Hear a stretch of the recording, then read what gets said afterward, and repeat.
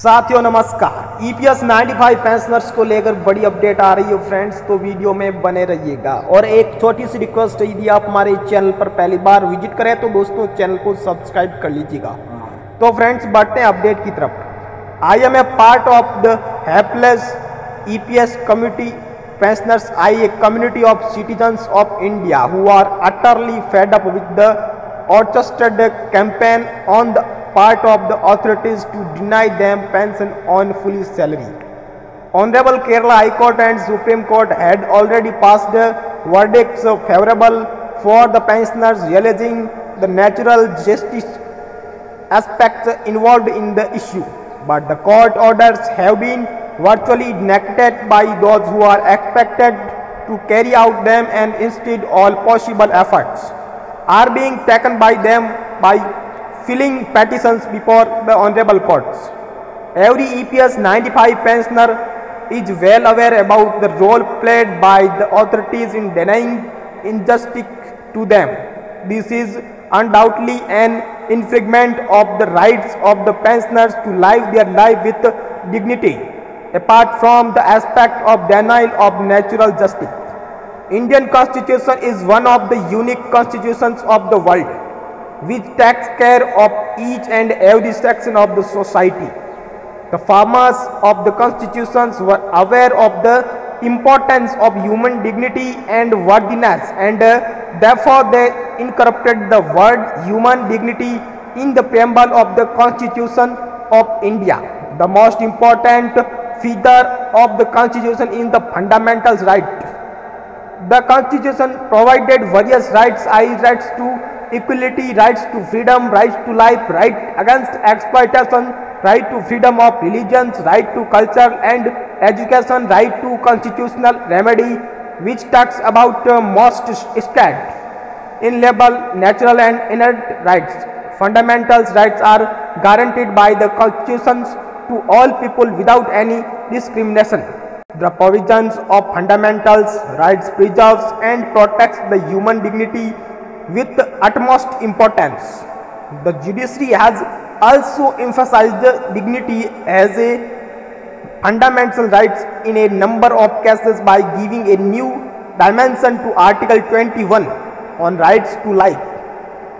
In NSG Foundation v Government of NCT and others, the government court observed that the constitutional protection of human dignity requires us to acknowledge the value and worth of all individuals as members of our society. All citizens of India will live and enjoy peaceful, dignified life without any disturbance.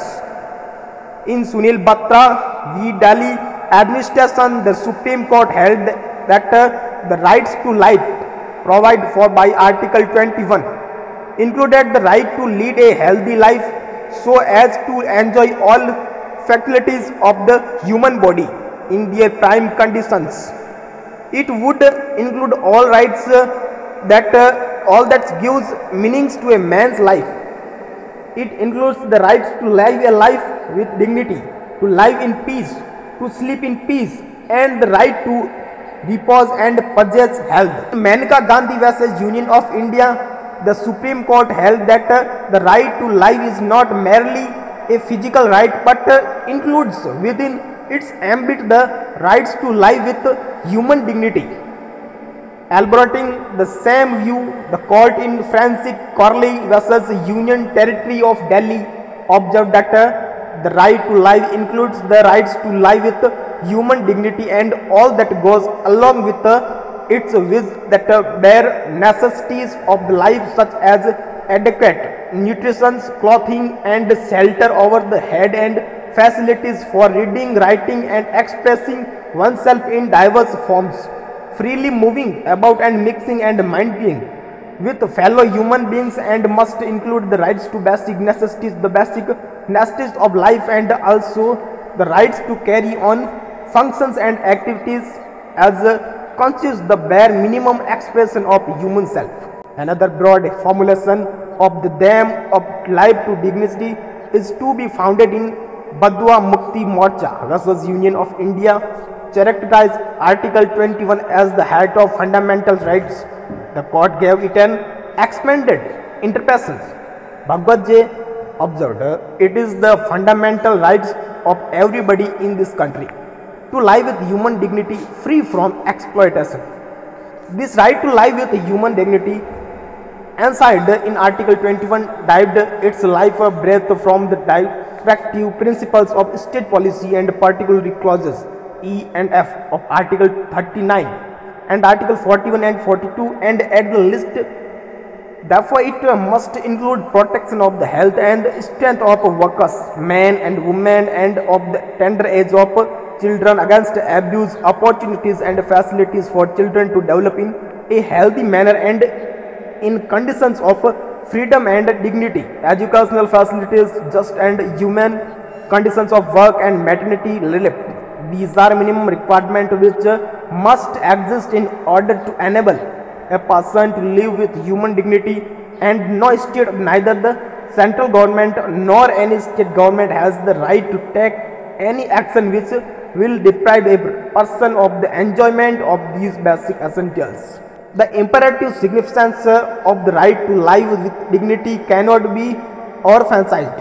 EPS 95 pensioners community comprises Indian citizens who, after toiling for decades and contributing the national economy in various ways, are denied the rights to live with dignity, which has been repeatedly upheld by our honorable courts by not providing them with financial security through a worthwhile pension scheme. Needless to mention that financial security is the primary prerequisite for living a life with dignity. The seriousness of the matter is compounded by the fact that citizens who have retired from other similarly placed sectors, including the public sector, are given very solid financial security through hefty persons. Thus, there is also denial of the rights to equity before law emphasized in the Constitution wide Article 14.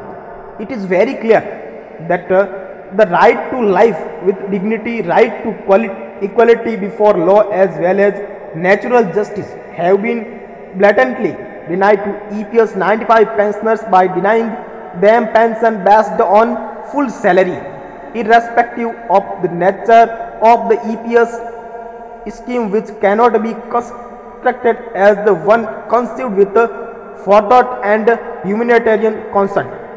I request the concerned authorities to act so that the right to a life with dignity and natural justice, which have been denied to EPS 95 pensioners, are restored to them by implementing the earlier court orders instead of adopting any law to deny them what is legitimately due to them, as has been emphatically underlined by our honorable courts.